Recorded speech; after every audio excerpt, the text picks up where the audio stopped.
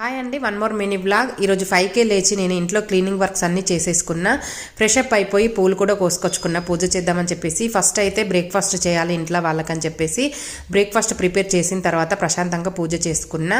పూజ అయిన తర్వాత నేనైతే మా ఫ్రెండ్స్ని కలవడానికి అయితే వెళ్తున్నానండి. ఈరోజు చాలా హ్యాపీగా ఉంది.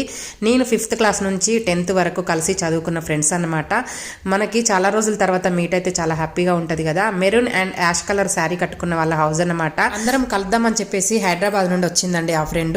అప్పుడు గృహప్రవేశానికి మమ్మల్ని కూడా రమ్మన్నది. ఎవరికి వీలు కాక వెళ్ళలేదు, చాలా ఫీల్ అయింది. ఇప్పుడన్నా మీట్ అవుదామని చెప్పేసి అందరం కలిసినాం. చాలా హ్యాపీగా అనిపించింది.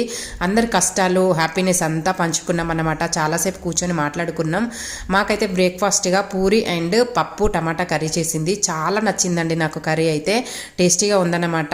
మనం చిన్నప్పుడు చదువుకున్న రోజుల్లో అందరి జీవితాలు ఒకేలాగా ఉంటాయి. పెరిగిన తర్వాత ఇలా మారిపోతే ఎందుకో తెలియదు. వీడియో నచ్చితే లైక్ చేయండి.